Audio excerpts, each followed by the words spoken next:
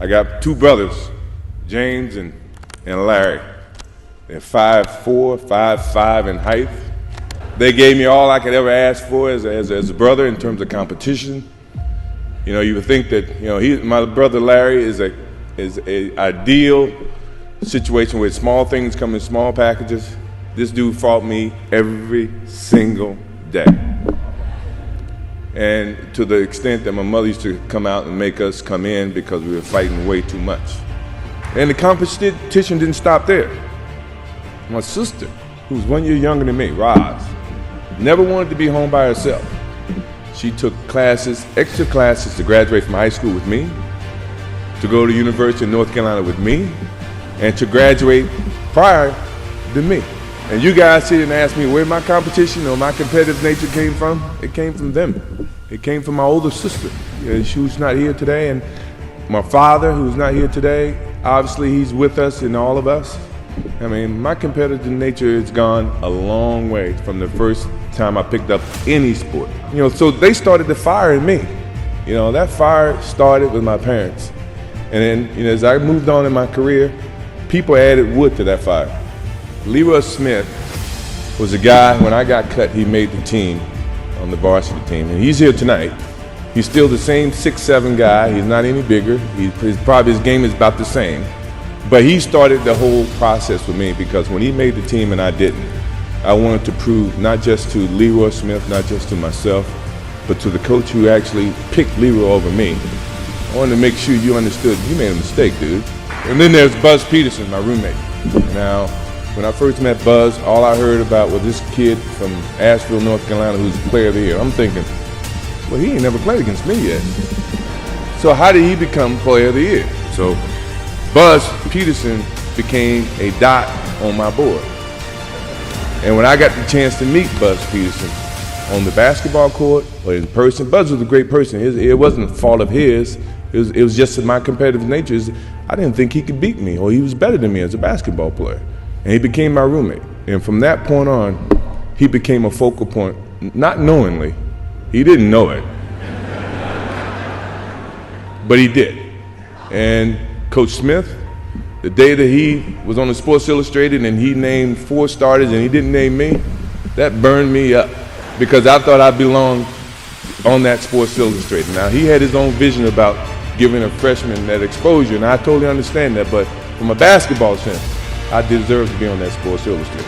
And it didn't stop there. My competitive nature went right into the pros. Kevin used to take practices and put me in the starting 5. And he'd make it a competitive thing where the losing team have to run. So now I'm on the winning team, and halfway in the game, halfway in the situation, he would switch me to the losing team. So I take that as a competitive thing by you trying to test me. And by 9 times out of 10, the second team would come back and win no matter what he did. So I appreciate Kevin Lockett for giving me that challenge, providing that type of fire within me. He threw another log on that fire for me. Jerry Reinsdorf. What else can I say? The next year I come back, I broke my foot. I was out for 65 games. And when I came back, I wanted to play. He and the doctors, they came up with this whole theory that you can only play 7 minutes a game, but I'm practicing 2 hours a day. And back then, it was about whoever had the worst record get the most balls and the ping pong balls, and you can decide what pick you're gonna have. But I didn't care about that. I just wanted to win. I wanted to make the playoffs. So I had to go in his office and sit down with him. And I said, Jerry, I feel like I shouldn't play more than 14 minutes. I'm practicing 2 hours. And he said, let me ask you this. He said, if you had a headache, and at that time it was about 10% chance that I can re-injure my ankle or my foot. He says, if you have a headache and you got 10 tablets and one of them is coated with cyanide, would you take the Tylenol? And I looked at him, I said, how bad is the headache? Isaiah Thomas, Magic Johnson, George Gervin, you guys gave me the motivation to say, you know what? Evidently, I haven't proved enough to these guys. I got to prove to them that I deserve what I've gotten on this level. I wanted to prove to you, Magic, Larry, George, everybody, that I deserve to be on this level as much as anybody else. And hopefully, over the period of my career, I've done that, without a doubt. So you guys, I must say thank you very much for giving me that motivation that I desperately needed. I can remember a game coming off the basketball court, and we were down, 5 to 10 points, and I go off about 25 points, and we come back and win the game. and we're walking off the floor, and Tex look at me and says, there's no I in team. I say, Tex, it's not an I in team, but it's I in win. I think he got my message. I'd do anything to win. If that means we play team format, we win. If that means I have to do whatever I have to do, we're gonna win, no matter how you look at it. Because limits, like fears, are often just an illusion. And then you had all your media naysayers. Oh, scoring champion can't win an NBA title, or you're not as good as Magic Johnson, you're not as good as Larry Bird. You're good, but you're not as good as those guys.